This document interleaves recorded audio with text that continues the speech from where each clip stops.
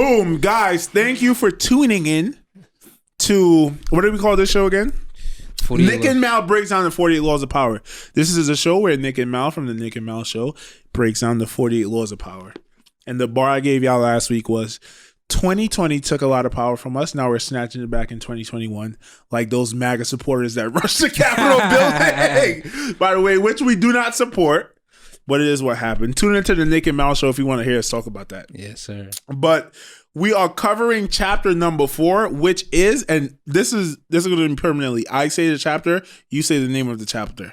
Okay. We're covering chapter number 4, which is always say less than necessary. And this is honestly one of the shorter chapters in the book. But yeah, let's break it down. Mal, you take the floor, man. Let's get it going. Yeah, man. So I definitely wanted to pick this law, and for the reason is it's exactly who Malcolm is. Exactly who I am. And for certain reasons. And this law also helped me expand on certain things I do need to be quiet on. Certain things you don't need to speak on. Certain things you do see and you really need to hold your tongue. So always say less than necessary, which is perfect. And if a lot of people, if you don't know me, I am a quiet person. I'll say I'm a shy person. I don't speak unless spoken to. But when I'm with my friends, I could chat it up. But also, sometimes I'm getting the feeling of, I get that, that Kanye feeling, start ranting it up on Twitter. Let me ask you a question now. Do you think you not speaking as much when you meet new people is a factor of control, or just that's kind of your personality and you're actually kind of anxious and nervous to talk? Because I fall in that category, which is it's not self-control I'm exerting. This is just my personality. Honestly, you know what it is too? I feel like, I deal with this. Like, it is easy to talk to people because, well, now I would say that. Growing up, no, because I didn't really know the tips and tricks. Well, one tip and trick I learned doing my first sales job was a gentleman I was working with. He said, look, just talk about what the person likes. People love talking about themselves. Exactly. People love talking, so talk about what they like. But my problem is I ask questions. That's all. Yo, maybe that's what I'm saying. That. Yo, I was talking to this girl at work, right? And somehow we're going to tie all of this in. And I talk a lot. Like, and in this book, it talks about taking, like, the pauses in between sentences. I remember me, you, Rye, and Ant was talking about this the last time we was at Utica. It's like a lot of people fear those pauses in between conversations. And this chapter actually talks about that. It said, be the person who's comfortable in that silence, because you're going to hear the other person babble and release shit to alleviate that tension or that awkwardness and just say a bunch of weird shit. Mm-hmm. But I say that to say this, like, for me, when I hear awkward silence, I just ask questions. Mm. And this girl was like, damn, I feel like I'm being interrogated. Because I was asking her some wild questions, bro. Okay, so that's it was some wild questions. It wasn't no PC questions. But I don't know. That's like my default. I just ask questions. Because I guess I am a narcissistic person in my mind. But if you talk to me, you probably would never know that. Because I am more interested in talking about you than I am talking about myself. I hate talking about myself. Because probably I'm self-conscious about how highly I think of myself inside my head. And that could be it too. You know, you don't want to feel like you know it all. And that could be a problem, because you're like, I know what to say here, but I'm not going to say it because I really don't know. I don't want to come off as Joe Budden. Yeah, because I know, but I don't know. Because once you start asking questions, like, slow down. With certain stuff, you could be like, yo, all right, slow down. Now you asking way too many questions about this 1,000%. But I don't ever feel like that. I don't ask questions of people who would see it that way. I'd be like, you know what I mean? That's how I forge a relationship. Like, yeah, let's talk. And if I feel like you're a cool person, I'll keep asking. If I feel like you're a little standoffish, I'll stop asking. But let's tie it back in. I'm gonna say personally what I think. So initially when I read it, one thing I realized, and one thing I want to clarify for you guys, is this law, you have to pay attention to it because it's one that's structured from a position of power. Yeah. I don't know if you realize that the only person that gets away with saying little is someone who already has power. Now, getting power is one thing, retaining power is a whole different thing. So, for example, for Cornelius, it was a guy's name. He already had the power, and we're going to get deep into him, but he already had the power. And talking made him lose the power, right? But I want to clarify that if you're me or Malcolm in a business meeting with a guy you're trying to get a job from, this is not the time to implement this law. Mm-hmm. This is a time where you need to talk more than necessary Don't say anything dumb. Obviously, be wise with your words, but you're going to have to do most of the talking because in the books, it also points this out. When you are in presence of the more powerful and you're quiet, then they may think you're trying to be powerful and get jealous, or they might be a little awkward and be like, yo, what's up with this guy? And that's not going to work out for you. And Walter Payton's famous saying is, when you're good at something, you tell everyone. When you're great, they speak about it. Yes. Yes. And that's the problem that Cornelius was facing, that they knew he was great. He was a veteran. He's a general. He had the titles going into war. Mm-hmm. But when he started opening that damn mouth. Yeah. So the Cornelius story, and this is like the main transgression of the law in the book. It's this guy, he goes to war, and he's revered by all the people in the community. They all know him. They hear all of this folklore about him. And he comes home, and he uses that power to try to be elected as one of the top officials in the state or the country, whatever you would call that. And the first speech he gave, he just showed all his battle scars. And everyone was wowed. It was like, oh my God, this guy, look at him. He's such a patriot. He's been fighting for the country. We're probably going to elect him. Second speech, diarrhea of the mouth. Just starts talking. And another key thing about this law is that he wasn't just chatting. He showed them who he actually is. And that's key because I don't know. The law was set up in such a way where it's like, don't talk because you're going to say something wrong. But I think really what it's trying to tell you is don't talk because you're going to let people know who you are. And maybe you don't want people to actually know who you are. Mm-hmm. For example, we see a lot of celebrities, like the most powerful ones, Beyonce, Jay-Z. It's a reason why we never hear them talk. They don't even have social media. Why? Because they don't want their words to be misinterpreted. And Beyonce might be a little bougie. And she might have some MAGA-esque views in her politics. She doesn't want you to know that. Because she wants you to go buy that ticket. Or in Cornelius's case, she wants you to elect him as, let's say, senator or whatever he was running for. So another reason why you don't want to speak a lot is because you might not want to reveal who you actually are. And try to be the best. You're not trying to fool anyone, but understand that not everyone is going to like you. Mm-hmm. And Michael Jordan said it best. Republican buys shoes too. So sometimes you need both sides to go to bat for you. So just shut the fuck up and don't let them know what side you're on. You feel me? Mm-hmm. So that's one of the key things I took from this book. I like that. I definitely like that. Yeah. No, that's a fact. Wait, hold on. I had a couple. Yeah, and they said the more you say, the more likely you are to say something foolish. I for a fact am a. I know that for a fact because I've said a lot of dumb shit. This might be you too. A person who cannot control his words shows that he cannot control himself. 1,000%. And I'm big on that. As people know, I'm big on the emotional side of a lot of things. And there was no reference. What do you mean by that? That you are? Yo, hold on, bro. And this is not a podcast, but Malcolm swear he's not an emotional person when he really is. He just controls his emotions different from most emotional people. No. That's right. But what I'm saying is, I wasn't trying to violence or anything. I was cracking jokes. No. You didn't even say nothing. I just wanted to tell you this. I think I mentioned this earlier today or yesterday. Yeah. Yesterday said that. But that's my thing towards emotional people. Like people, I like to speak. So when emotional things happen, things don't go the way they express it in a way of speaking. And a perfect example is when Jay Morrison and Tony the Closer were arguing. Jay Morrison big thing was like, yo, you don't know how to control yourself. You're an emotional person. Because Tony the Closer was wilding out, but he was fighting for his money. But Jay Morrison was in the same boat though. Yeah, they both was funny, but I'm just using that as an example. No, it was definitely a funny IGTV video. So what Malcolm says is 100% fact. And I'm going to bring it back to myself because, you know what I mean? We have to look inward and prepare for ourselves to grow. And we have to understand where our weaknesses lay. I'll talk about my past relationship. And one of the things it actually says in the book is when words come out, you could never take them back. And when you say something, right, when you're angry, I'm speaking to all the young men out there. For some reason, women get away with this, and it's okay. I'm not here to debate that. Women get away with just saying whatever the fuck they want and saying the most foul shit. But as a young man, when you get angry, you're going to realize this. And I realized this in my past relationship. You say something that you don't mean. But because you're so fucking angry, and as the book said, a man who can't control himself, a man who can't control what he says can't control himself. He doesn't have discipline. And when you lose that discipline and you say some things, your life could get fucked up. Whether it's in the streets, I've seen niggas die off of arguments. I've seen relationships end. In my case, too, because I've said something I really didn't mean, but I was angry as fuck in the moment.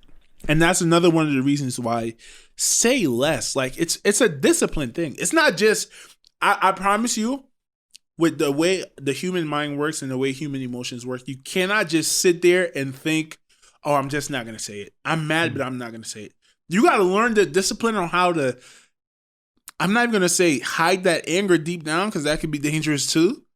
But you got to find a way to deal with that and be disciplined to really not say something in your relationship, to your friend, to your mom, something that you really don't mean. Because once those words come out, there's no putting them back in your mouth. Mm-hmm. And the reward for it is never, ever going to amount to that momentary moment of releasing your anger or whatever it may be. No, that's true.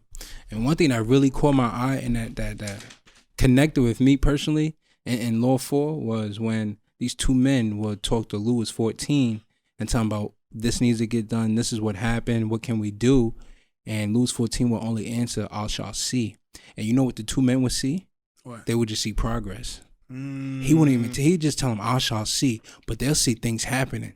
Yeah. So anything those two men said to Louis 14 would be doing it. But his answer was, okay, I got it. We're going to do this. We're going to do this. I shall see. And he will actually do it. And why I correlated with me is because it's important to work in silence and just do. Yes. You don't need to tell everyone what you're doing. And when I was in college, you need to teach that to all these motherfuckers on social media. No, that's what I'm about to correlate it to. You don't need to tell everyone what you're doing. Social media plays a major role, and sometimes when you're on a platform making content, it happens. That's fine. But if you're really not, you don't need to tell everyone. Just do you. And I learned that too. But when I was in college, a big thing was I got interested in financial education, right? Financial literacy, I would say. And I started just reposting stuff. So every time, like when Earn Your Leisure just started, I was reposting everything that they had. Mm-hmm. And I wouldn't do no homework. I would just read off of the posts that they had. Do no homework, but so interested in it. Seen the stock market, so interested in it. Got involved in the stock market. Didn't even know much. But I was putting money in it. I was doing pretty good, I would say. Mm-hmm. You know? And then one day you spoke to me about it, and you were like, yo, all you do is just repost this final shit, and you don't do it. And at the point, I'm like, you right, but it's for me to share the knowledge. Yeah. You understand what I'm saying? So I'm sharing the knowledge. So my doing of that part was sharing the knowledge, and I knew I needed to do behind it, because people are going to ask you questions, right? So then I started to realize, and like, I kept doing it, years kept going, I kept doing it, and then now it's just starting to hit to me. It's like, bro, you don't need to do it, because I was doing it. Let's say stock market, I would do it. Then you would like need some of that money, right? Mm-hmm. And then you could go on Twitter and retweet shit, and Instagram retweet shit. But after a while, you just sharing shit. It's like, all right, bro, what are you really doing? Yeah, you understand what I'm saying? Now, when you brought up that to me, because we was talking and you brought that up a few days ago, I said it's not so much as like you're talking too much, but it's literally the 48 laws of power, right? And what happens when, and this was my thing telling you that. And by the way, I wasn't into business at all. And it's kind of ironic that Malcolm is telling this story, because Malcolm is the one who sparked my mind for business. I swear to God, everyone knows that. My mom knows that. You know that. Everyone that knows me know that. I'm like, I really used to look, I wouldn't say I look up to you, because I understand you was my age and we're all the same people, but definitely, if any kid that we went to college with, you were definitely my influence in a lot of different things, right? Appreciate it. And I say that to say this. My thing telling you that wasn't that you can't achieve what you were setting out to do by influencing people and sharing the knowledge, because that would happen if people are susceptible, if people want to accept it.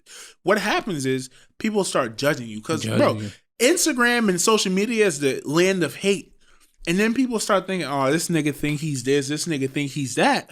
And then when you're going through your regular progress as a human being, and 5 years from now you're not a millionaire, oh nigga, you was talking all that shit. No hate and shit. Keanu do that a lot to you. Right? Like, yo, where your business at? Oh, you talking all this shit. But it puts you at a position of less power. Because then people look at you as a nigga who just chats. When that's furthest thing from the truth. It's just that that's not how shit happens. Mm-hmm. You got to learn, realize what you learned was bullshit, but then you're able to attack learning with a more finite view on it and a more like, you know what I mean, approaching in a more tactical way. Mm-hmm. So that's the reason why I said that. Not because it wasn't beneficial, but because it puts you in a position of less power. Mm-hmm. You understand what I'm saying? No, easily, yeah. And all that type of stuff too. And if you are going through that phase, right? Go through it. Go through it, because there's nothing wrong with just sharing the knowledge, but later on you understand what you like. Now, a perfect example would be the Nick and Mal show. So, yet again, I always go back to this story. I have a real estate company, right? I have the LLC, so I have the name, I have the title to it, right? Until I don't pay for it. So, but I got involved, and you don't know how much work it really is, right? So you understand. I understand Elon Musk when he said 80 hours a week, right? You see that like, oh, you got to work 80 hours a week. So you'll have one good week, you'll have one good day, right? Mm-hmm. Bro, but I never experienced what he really meant until I started working with the Nick and Mal show. You understand what I'm saying? Like, okay, now I understand what's really going on. And yet again, with the podcast, it's a fast turnaround. Because you got to do it every day. You're doing an IG post, so you're already getting the replies you want, the views, YouTube clips. It's like stand-up comedy where your payoff for your work is very instantaneous. Yes, that's dope. Yeah, thank you. And it has made me realize, like, okay, if I do what I'm doing now for the show, if I do it for something else, even I could do 10 minutes out of my day for it, and I do it every day, it's gonna pay off. Yes. Now you're gonna have the valid background. Mm-hmm. You understand? So go ahead, go through those phases, but don't be that person that don't take risks. I'm that guy that take risks. You know, Jay-Z big saying was with Kanye. Kanye's the guy that goes over the hill, right? goes over the mountain, comes back and goes, there's a lot of Indians over there. You know, Kanye West, that cowboy. There's a lot of badass Indians over there. And I would say I would be that guy. Let me take the bullets for you, test shit out, and I'll tell you what's really going on. You're doing that right now. And we're not going to call nobody out, but I seen you giving someone some information today on IG pertaining to the podcast game. And I was telling you yesterday, you should start a marketing firm, because what you're doing right now, you are blazing the path. And not only are you going to have stories to tell about where you're successful in, you're going to be able to come back from that proverbial mountain and say, listen, this is what's over there. This is what you need to do. Don't walk to this side. Well, you know what I mean? Yeah. But I'll say for both of us, what we're doing with the podcast shit, bro, obviously we want to be successful podcasters, but we're going to be able to teach people a lot of shit. I think, I'm not even going to lie to you, as much as I studied the podcasting game, I think I'm going to be the first person to be able to really break it down to people, and someone able to say, wow, I get it now. Mm-hmm. Because I don't think Joe Rogan can tell you how to podcast. You ask him, he's like, bro, I just come here and talk. Yeah. You ask Charlamagne, nigga, I'm just talking, because that's what it is to them. But for me, who didn't have that extensive background, 30 years of fucking radio and TV, for me, it's really building myself up and breaking it down to a science. Yeah, I wish you guys could tap in on these phone calls when I'm rewatching this shit and I'm calling Nick like, yo, this shit fire. Mm-hmm. This transition part you just did is fire. Mm-hmm. Or I'm learning from you how you just asked this, but you ain't really asked a question. Mm-hmm. You know? So if you doing that right now, I only can imagine what you're going to be doing when you consistently do it week in and week out, what year 10 gonna look like. You know what I'm saying? We in the league, bro. We not in high school. We're not doing a 4-year run. We not in college. We're not doing a 4-year run. We in the league. We in the league right now? We in the league, bro. We just rookies. Not in the league. We in the league. Nigga. Come on. That's literally, we finna be in the league, though. Number 1 draft picks.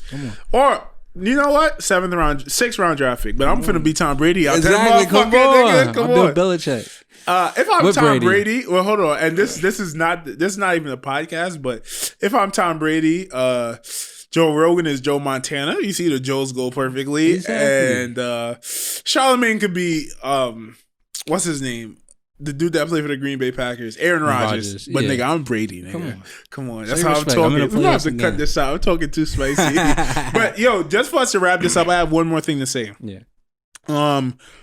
How can you use this in your life, right? How have I seen this law used in life? As a manager in any company, whether it be small, FedEx, a government job, whatever it is, I think you could easily implement this because a big thing I see from my little jobs, the managers who are effective are the quiet ones. Mm-hmm. They're not dicks to anyone, but they're not too friendly. Unfortunate to say. I know a lot of people want to make friends when they go to work, and you can. I'm sure you can. But it's a very thin line you have to toe. And whoever your friend is going to have to be a real friend of yours because they're going to have to understand at times, if I am the boss, I'm probably going to be a dick to you. I'm probably not going to talk to you because we're in this setting. And I say that to say this. As a manager, you have to toe that line if not saying too much. You got to maintain that aura of, damn, what is he thinking? Is he pleased with my work? I swear to God, you always have to have motherfuckers thinking if you're pleased with their work. Mm-hmm. Like in football, right? I could only imagine a Patriots undrafted rookie that Bill Belichick walks up to in camp practice, slaps him on the butt, and just says, "Good job, son." Mm-hmm. That means a fucking world to him. Why? Because Bill don't talk. He don't talk. And those words have power when they say it. We experienced it, bro. I mean, you've always been a superstar. But for someone like me who's been working their way up in all football teams, when you get that one compliment from your coach that never really talks to you, it gives you a boost in practice. You really feel it. It means a lot. And I think we could apply that to all facets of leadership. You have to toe that line. You are in a position of power. Use this law. Say less than necessary to make sure all your words maintain power. Mm-hmm. And even in my past relationship, I feel like I used to say too much. And then when I would say shit, my word wouldn't be respected. It wouldn't be taken as serious. So, you know what I mean? It's just so many ways you can implement this law into your life. Yes, you can. Facts. You think we good? Yeah, we good. That was long. Yo, we trying to make these shits 15 minutes. This was like 30. Yeah. But, yo, thank y'all for tuning in. This was episode 2 of Nick and Mal Breaks on 40 Laws of Power. If you guys are following this and you do fuck with it, I would suggest that you go buy the book and use the discount code. No, we don't got a discount code. Not yet, though. That's a goal, though, with this shit, right? You know what I'm saying? You can buy it on our website. Come on, son. But, yeah, thank you guys for tuning in. And if you guys are not busy, go tune into the Nick and Mal Show, take in the episode, and let us know what you think in the comment section. So we're out. Split out. Come on, we potty right now. Ever told on a nigga? No. Ever squeezed the trigger? Yeah. Ever set a nigga up? No. Ever helped a brother out when he was down on his luck? You a sap? No. You a boss player? You